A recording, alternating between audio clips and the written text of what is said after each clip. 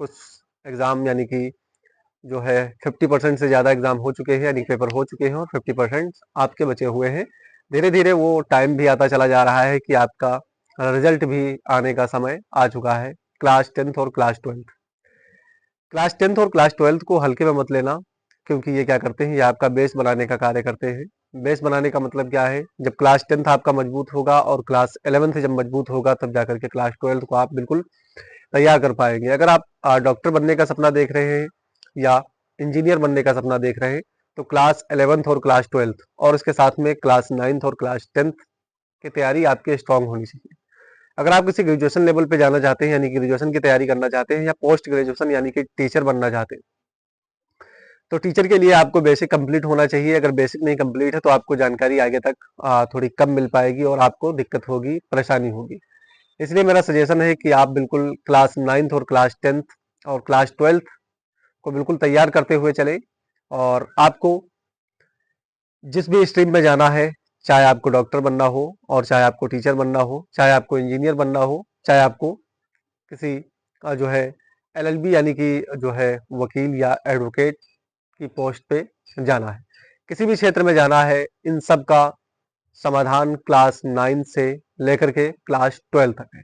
अगर ये आपका बेस मजबूत है तो आप किसी भी कंपटीशन के एग्जाम में बैठने के काबिल रहेंगे। अगर इसको आप मजाक में ले रहे हैं, इसको आप हल्के में ले रहे हैं, तो आपसे बड़ा जितने भी कंपटीशन के एग्जाम होते हैं या जितने भी कॉलेजेस या स्कूल्स होते हैं, वो क्या करते हैं, अगर किसी बच्चे का एडमिशन लेना चाहते हैं तो वो एंट्रेंस टेस्ट करवाते हैं और उसके बाद में ही उसके हिसाब से उसका जो है एडमिशन देते हैं, कोई भी कॉलेज हो। जैसे मैं बात कर लूँ नीट की, नीट एग्जाम होता है जो पूरे इंडिया में यानी कि पूरी कंप्लीट इंडिया के अंदर एक एग्जाम कंडक्ट कराया जाता है, जो एनटीए द्वारा कंडक्ट होता है। एनटीए एक ग्रुप है, एक बोर्ड है, जिसके द्वारा ये नीट का एग्जाम कंडक्ट कराया जाता है। और इसमें सिलेबस पूछे जाते हैं क्लास 11th और क्लास 12th।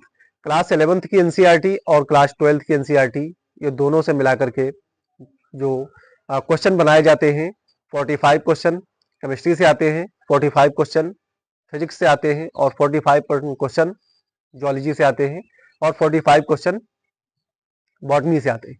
ये टोटल मिलाकर के 180 क्वेश्चन पूछे जाते हैं और प्रत्येक क्वेश्चन 4 नंबर का होता है। और इसमें क्या होती है, माइनस मार्किंग भी लगी होती है अगर 1/3 की नेगेटिव मार्किंग लगी होती है। और आते हैं 180 नंबर में पूछे जाते हैं। टोटल क्वेश्चन पूछे जाते हैं 200 नंबर, लेकिन उसमें क्या होता है, ऑप्शन चुनने को आते हैं। आपको 180 नंबर्स पूछे जाएंगे, जिसमें से एक क्वेश्चन आप अटेंड करेंगे तो आपको 4th नंबर मिलेंगे। और इसमें अगर इसके बाद में अगर एक नंबर आप गलत करते हैं तो 1/3 की नेगेटिव मार्किंग भी हो जाती है, यानी कि 3 नंबर आपके बचेंगे, एक नंबर आपसे काट लिया जाएगा, उसमें से माइनस कर लिया जाएगा। इस प्रकार से अगर जेई की तैयारी कर रहे हैं तो जेई 2 बार यानी कि साल में 2 बार कंडक्ट कराया जाता है जेई। और उसके भी जो होते हैं उसमें क्या होता है, पीसीएम होता है, यानी कि फिजिक्स केमिस्ट्री मैथ से क्वेश्चन पूछे जाते हैं। और इसमें क्या होता है, पीसीबी होता है, जैसे फिजिक्स केमिस्ट्री और बायोलॉजी, इस प्रकार से क्वेश्चन पूछे जाते हैं। तो आप अगर ये गलतफहमी में डूबे हुए हैं कि क्लास 9th तो मेरा ऐसे ही निकल जाएगा और क्लास 10th मेरा 9th जो होता है वो स्कूल से निकाल देते हैं टीचर लोग, और क्लास 10th जो होता है ये मैं किसी न किसी तरीके से पास कर लूंगा, वहां जाकर के कुछ ना कुछ लिख दूंगा और मैं पास हो जाऊंगा। ये रियलिटी भी है कि बच्चे इतना हार्ड तरीके से पढ़ाई नहीं करते हैं। अगर इनको जो है इनको फेल कर दिया जाए तो शायद ये जो स्कूलों के अंदर पढ़ाई होती है ये थोड़ी स्ट्रांग हो जाए। छटनी कर करके इनको क्या कर दिया जाए, इनको फेल किया जाए। और फेल करने के बाद में इनको क्या होगा, इनकी तैयारी स्ट्रांग तरीके से की जाए और इन पे नजर रखी जाए। नजर रखने के बाद में क्या होगा, ये क्लास 11th और क्लास 12th को स्ट्रांग तरीके से तैयार करेंगे। लेकिन क्या होता है, किसी ना किसी तरीके से ये पास हो जाते हैं। पास होने पे इनको क्या हो जाता है, भरोसा हो जाता है। एक दूसरे इनके फ्रेंड्स जो होते हैं वो इनको बताते हैं कि कुछ नहीं होता है, बस थोड़ा सा लिखेंगे, कापी खुला भरी छोड़ दे, यानी कि भरते हुए चलेंगे, कापी अगर भर दोगे तो आपको नंबर मिल जाएंगे।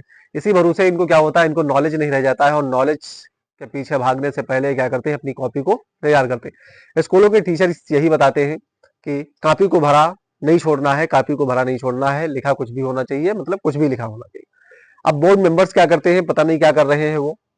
मेरी रिक्वेस्ट है कि अगर जिसकी कॉपी में सच्चाई लिखी हुई है उसी को पास करें, और जिसकी कॉपी में अगर फेक बात लिखी हुई है, अगर क्वेश्चन के अंदर कुछ पूछा गया है तो उसको फेल कर दीजिए। कोई भी हो, चाहे वो मेरा स्टूडेंट्स हो या मेरे इस इंडिया में कहीं से भी आता हो, किसी का भी स्टूडेंट, उसको फेल करिए और उसको एक तालीम दीजिए, उसको एक ज्ञान दीजिए कि आप अच्छी तरीके से क्लास 9th और क्लास 10th स्ट्रॉन्ग तरीके से पढ़कर आइएगा, चाहे वो मैथ हो, चाहे वो फिजिक्स हो, चाहे वो केमिस्ट्री हो और चाहे वो साइंस हो, यानी कि साइंस के सब्जेक्ट में, और चाहे वो आपका रसायन विज्ञान हो, कुछ भी हो, उसके अंदर से स्ट्रॉन्ग तरीके से पढ़ के आइएगा, तभी आपको उसके हिसाब से नंबर मिलेंगे। लेकिन आजकल क्या हो रहा है, आजकल अगर कॉपी में लिखा कुछ भी है तो नंबर उसको उसके आधार पर दे दिए जाते हैं।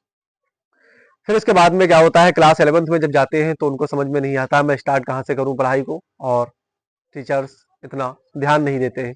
टीचर्स स्कूल में क्या करते हैं, क्लास 11th और क्लास 12th को एक क्लास में बैठा देते हैं, 9th और 10th को वहां पर एक क्लास में बैठा के पढ़ाया, फिर उसके बाद में उनको बोर्ड के लिए तैयार कर दिया, और फिर उसके बाद में क्लास 11th और 12th को उन्होंने एक क्लास में बैठा करके पढ़ा दिया। और क्लास 11th का सिलेबस अलग, क्लास 12th का सिलेबस अलग होता है, ये बात ध्यान रख लें, कान खोल के सुन लें, जो पढ़ रहे हैं उनको पता होगा। क्लास 11th का सिलेबस अलग होता है और क्लास 12th का सिलेबस अलग होता है। मैं साइंस की बात कर लूं अगर, तो ह्यूमन फिजियोलॉजी क्लास 11th में आती है, और ह्यूमन जो फिजियोलॉजी होती है ये क्लास 12th में आपको कहीं नहीं पढ़ने को मिलेगी। रिप्रोडक्शन पढ़ने को मिलता है क्लास 12th में, लेकिन वहां पर ह्यूमन फिजियोलॉजी पढ़नी होती है। जब आपको बॉडी के तरीकों को, तौर तरीका नहीं पता होगा कि आपके हेड में कितनी बोन्स हैं, आपके चेहरे में कितनी बोन्स हैं, आपके चेस्ट में कितनी बोन्स हैं, आपकी पूरी बॉडी में कंप्लीट बोन्स कितनी है, आपका लीवर कहाँ पाया जाता है, आपके फेफड़े का स्ट्रक्चर कैसा होता है, आप सांस किस प्रकार से लेते हैं, और आप डाइजेशन किस प्रकार से करते हैं, आप एक्सक्रीशन यानी कि मूत्र का विसर्जन किस प्रकार से करते हैं, यानी कि यूरिन का फॉर्मेशन किस प्रकार से करते हैं, और ब्लड का सर्कुलेशन किस प्रकार से होता है। अगर आपको ये बेसिक बेसिक बातें नहीं पता होंगी, ह्यूमन फिजियोलॉजी के बारे में नहीं पता होगा, तो आप रिप्रोडक्शन पढ़कर क्या करोगे बताओ। रिप्रोडक्शन पढ़ने के बाद में आपको क्या जानकारी मिल पाएगी। अगर कोई माना किसी भी प्रकार से आप नीट की तैयारी करने गए, अब नीट की तैयारी में टोटल यही क्लास 11th और क्लास 12th का आपको पढ़ाया जाएगा। आपको चाहे 4 साल लग जाए, चाहे 3 साल लग जाए, चाहे 10 साल लग जाए, आपको क्या करवाया जाएगा, क्लास 11th और क्लास 12th को ही बार बार रिपीट करवाया जाएगा। लेकिन जब आपका बेसिक स्ट्रॉन्ग नहीं होगा तो आप वहां समझ नहीं पाओगे, 1 साल अपना बेकार करोगे, 2 से 2.5 लाख रुपए आपके फजूल खर्चा हो जाएगा। लेकिन आज के जमाने में नीट की पढ़ाई में इतना खर्चा नहीं हो रहा है। अगर आप क्लास 11th और क्लास 12th पढ़ रहे हैं अच्छी तरीके से, तो आप कम से कम पैसों में आप डॉक्टर बनने का सपना पूरा कर सकते हैं। और ज्वालॉजी अगर आपको पढ़ना है तो जुड़े रहें हमसे, और फिजिक्स केमिस्ट्री भी हम ही पढ़ाते हैं, और पढ़ाई आसान तरीके से करवाते हैं। आपको एक एक वर्ड, एक एक शब्द समझाते हुए चलेंगे। आप सर्च करें बायोलॉजी वर्ड क्लास और जाकर के वहां पर डेमो क्लास देखें। वीडियो रिकॉर्डेड है, अभी हम लाइव बैच नहीं चला रहे हैं, सिर्फ वीडियो रिकॉर्डेड। इसके बाद में हम बात करेंगे, जैसे आप सोच रहे हैं कि क्लास 12th के बाद में फिर उसके बाद में हमारी जीवन में पढ़ाई का महत्व कोई नहीं रहता, तो ये आपकी गलतफहमी है। चाहे बेटा हो चाहे बेटी हो, किसी अपने पेरेंट्स को ये वीडियो जरूर दिखाइएगा। क्लास 12th के बाद में ही पढ़ाई स्टार्ट होती है। क्लास 9th क्लास 10th आपका एक डेमो क्लास है, फिर उसके बाद में क्लास 12th और 11th ये जो पढ़ाई होती है ये आपका बेसिक तैयार करने में बहुत अहम भूमिका निभाती है। अगर आपका ये कंप्लीट नहीं है, ये अच्छे तरीके से नहीं तैयार है, तो आप दिक्कत पैदा कर सकते हैं, दिक्कत खड़ी कर सकते हैं। फिर इसके बाद में क्लास 12th के बाद में पढ़ाई स्टार्ट होती है। एक्चुअल में अगर देखा जाए तो क्लास 12th के बाद इतना कंपटीशन है, इतना कंपटीशन है, इतना कंपटीशन है कि अगर 1 लाख बच्चा है कहीं पर और 1000 नौकरियां हैं, तो वहां पर कम से कम 2 से 5 लाख लोग अपना फार्म डालते हैं, और फिर उसके बाद में उस सीट के लिए, उसके लिए क्या करते हैं, कंपटीशन करते हैं, एक दूसरे को पछाड़ने की कोशिश करते हैं।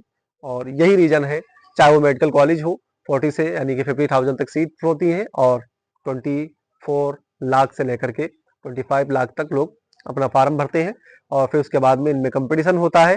वही बात होती है कि जो क्लास 11 क्लास 12 को अच्छे तरीके से मजबूत करके जाता है तो कुछ ना कुछ कर पाता है, और जो जिसका वीक होता है वो भूल जाता है। आप अपने आप से एक सवाल पूछिए कि क्लास 12th आपका हो जाए, अभी हो जाएगा, तो आप क्लास 12th के बाद करोगे क्या, क्या सपना आपने देख के रखा है। अगर जो सपना देखते हैं उनके लिए अच्छी बात है, और जो सपना या गोल नहीं अपना अचीव कर पाए हैं, वो एक बार सोच के बताएं कि क्या करेंगे। क्लास 12th के बाद में आपको कोई पैसे देगा, आप कौन सी कमाई करोगे क्लास 12th के बाद में, क्या सोच के रखे हो। कमेंट बॉक्स में जरूर हमको बताएं क्लास 12th के बाद में क्या सपना आपका है और क्या सोच के रखे हो। कितने साल टहलोगे, कितने साल घूमोगे, कितने साल किसी दूसरे के सहारे पे रहोगे। आपसे हर कोई रिक्वायरमेंट करेगा कि पैसे चाहिए, पैसे चाहिए। आपके फैमिली मेंबर हो या आपके फ्रेंड्स हो, हर कोई यही कहेगा कि तू तो पढ़ा लिखा है, तो अच्छा खासी कमाई कर सकता है। जब आपकी बेहतरीन पढ़ाई नहीं होगी, आप किसी कंपटीशन की तैयारी नहीं कर रहे होंगे, तो आप जब सक्सेस नहीं होंगे, तो आपको कोई नहीं पूछने वाला है आप कहाँ पर हैं, किस हाल में हैं, क्या कर रहे हैं, किसी को कोई फर्क नहीं पड़ने वाला। बस इतना ध्यान रखें, अगर आपके पास पैसा है तो आपको हर कोई पूछने वाला है, अगर आपके पास पैसा नहीं है तो आपको कोई पूछने वाला नहीं है। ये दुनिया का दस्तूर है, ये तुम्हारी बात नहीं है, सारी दुनिया में ऐसा ही होता है।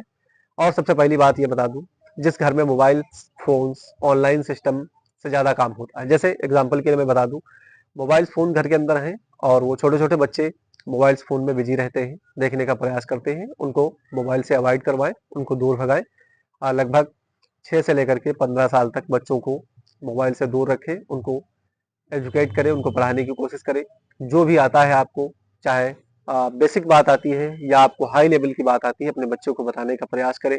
आप जितना बताओगे उतना वो समझेगा। और पढ़ाई का महत्व बहुत है, क्योंकि जो पढ़ा है वही समझ पा रहा है, और जो अनपढ़ है उनके लिए पढ़ाई अनपढ़ की तरह महसूस हो रही है। तो अपने बच्चों को 6 से 14 साल के बच्चों तक, यानी 15 साल के बच्चा जब हो जाता है तो उसको फ़ोन से दूरी बनाकर रखें, उसको फ़ोन देने का कम काम करें। और आजकल अपने माँ-बाप अपनी बच्चियों को स्कूल भेजने में इसलिए कतराते हैं, क्योंकि बच्चियाँ अर्धनग्न होकर के रील्स बना रही हैं, अपना जिस्म दिखा-दिखा कर अपने व्यूज़ या यूट्यूब चैनल्स या इंस्टाग्राम पर रील्स डाल रही हैं। तो बिल्कुल ऐसा मत करिएगा। अगर आप आपको इज़्ज़त देना और ज़िल्लत देना, ये खुदा का काम है। आप अपने आप से ना तो इज़्ज़त अपनी ले सकते हैं, ना तो अपने आप से आप अपनी ज़िल्लत को महसूस कर सकते हैं। ये परवरदिगार का काम है, उसका काम है आपको ज़िल्लत देना, आपको इज़्ज़त देना। बस आप अपने लगन से मेहनत करते रहें, आप अपने पीछे मुड़ कर के ना देखें। आपको इज़्ज़त, शोहरत, दौलत हर चीज़ मिलेगी, लेकिन आप अगर अरमान रख रहे हैं, अपना अर्धनग्न होकर के, अपना जिस्म दिखाकर अगर आप फ़ेमस होना चाहते हैं, तो आप क्या सीख देना चाहते हैं अपने घरवालों को या आने वाली नस्लों को, अपनी पीढ़ियों को? उनको क्या बताना चाहती हैं कि हमने जो पैसे कमाए हैं, वो अपना जिस्म दिखाकर पैसे कमाए हैं? क्या उनको ये पाठ पढ़ाना चाहोगे कि जाकर के तुम भी अपना जिस्म दिखाना, और उसके बाद में इस यहाँ पर पैसे बहुत मिलते हैं अर्धनग्न होने के बाद में, आधा जिस्म दिखाने के बाद में। आप हमेशा ख्याल रखना, वालिदैन यानी कि अपने पेरेंट्स को, दुनिया में कोई भी काम कर लो, दुनिया में कितना भी कीमती काम कर लो, चाहे कितने करोड़ों रुपए आप खर्चा कर दो, गरीबों में बांट दो, तकसीम कर दो, हर जगह जाकर के नमाज पढ़ लो या मंदिर में जाकर के 24-24 घंटे अपना जो है वहां पर पूजा पाठ कर लो, सब बेकार है आपका। चाहे कितनी भी नमाज पढ़ लो, कितना भी चंदा दे दो, कितनी भी ज़कात दे दो, सब बेकार हो जाएगा आपका। अगर आपके वालिदैन या आपके पेरेंट्स आपसे नाराज हैं, तो आपका सब बेकार हो जाएगा, सब आपको मुंह पर वापस कर दिया जाएगा। और फिर उसके बाद में आप किसी को क्या बताओगे, क्या सोचोगे? इसलिए अपने पेरेंट्स को, अपने वालिदैन को खुश रखें, किसी भी हाल में हो उनसे बात किया करें, उनसे उनका रहन सहन, उनके दिल की बात, अपने दिल की बात शेयर किया करें, उनके दिल की तकलीफ, अपने दिल की तकलीफ को मिक्स करके और उनके बोझ को हल्का करने की कोशिश किया करें।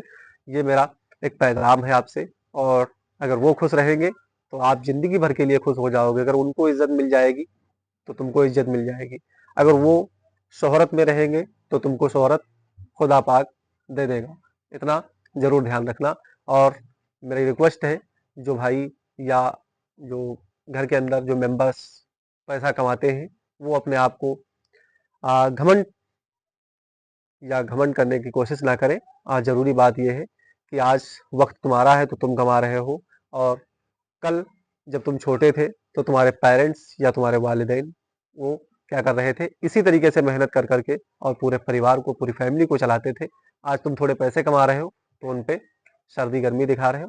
ये आपसे सवाल पूछे जाएंगे खुदा ताला की बारगाह में कि ऐसा क्यों? जब तुम्हारे लिए वो खून पसीना कमा करके आपको इतना बड़ा किया, तुमको पाल पोस कर इतना बड़ा किया है, तो तुम चंद पैसे कमाने लगे हो तो तुम गर्मी या सर्दी से बात क्यों करते हो? क्यों उसमें नरमी से बात किया करें, सर्दी से बात किया करें, और उनको समझने का प्रयास किया करें। कितनी भी टफ बात हो, कितनी भी आकट बात हो, कितनी भी जो है तकलीफदायक बात हो, अगर तुमसे वो बोलते हैं आपके पेरेंट्स या आपके वालिदैन, तो उनसे जाकर के हिसाब से, हिलवज्जे से, मीठे तरीके से बात किया करें, और उनसे समझने का प्रयास करें, उनके दिल के दर्द को बांटने का प्रयास करें किसी भी तरीके से। चाहे कितने भी दान कर लो, कितने करोड़ों लुटा दो, अरबों लुटा दो, हजारों लुटा दो, किसी गरीबों में तुम तकसीम कर दो। टेम्पल के अंदर यानी कि मंदिर के अंदर चाहे 24 घंटे के लिए तुम पड़े रहो, वहां पर पूजा पाठ करते रहो। और मस्जिद के अंदर चाहे तुम 24 घंटे नमाज पढ़ते रहो, चाहे कुछ भी करते रहो, मज़ारों पे जाओ, कहीं भी जाओ, सब कुछ तुम्हारा वापस कर दिया जाएगा। अगर तुम्हारे वालिदैन तुमसे खुश नहीं है तो हर एक चीज़ तुमसे वापस कर दी जाएगी। मेरी रिक्वेस्ट है उन बच्चियों से, उन बेटियों से, कुछ भी हो जाए लेकिन अपने जिस्म की नुमाइश नहीं करेंगी, चाहे क्लास 12th की हो, चाहे क्लास 10th की, चाहे क्लास 11th की। आजकल किसी के घर में अगर ये चल रहा है तो उसको बैन करने की कोशिश करें, ज़्यादा से ज़्यादा पर्दे में रहने की कोशिश करें और पढ़ाई करते रहें। मिलते हैं नेक्स्ट वीडियो में। All the best. ये आपके लिए एक सलाह बायोलॉजी वर्ड क्लास की तरफ से है और मैं शाहिद खान। अगर आपको अच्छी लगती है तो इसको शेयर जरूर करें एक दूसरे के मोबाइल्स पे और चैनल को सब्सक्राइब जरूर कर लें। और इसको जितना शेयर करोगे उतना लोगों तक ये पहुंचेगी बात और उनके दिलों को छुएगी। और ये रमज़ान का महीना चल रहा है, आप अच्छी तरीके से वाकिफ़ हैं कि रमज़ान के महीने में एक काम करने से 70 कामों की नेकियां मिलती हैं। अगर एक गुनाह करते हो तो 70 गुनाह मिलते हैं, अगर एक नेकी करते हो तो आपको 70 नेकियां मिलेंगी। तो आप नेकी करोगे तो आपको कभी आप खुदा पाक आपको बुरा नहीं होने देगा, आपके साथ में आपके जीवन में खुशियां ही लाएगा। हमने बताया इज्जत देना, जिल्लत देना खुदा का काम है। आप अपना वर्क करें, जिल्लत और इज्जत खुदा के हाथों में, वो आपको तकसीम जरूर करेगा। मैं Shahid Khan. All the best. मिलते हैं नेक्स्ट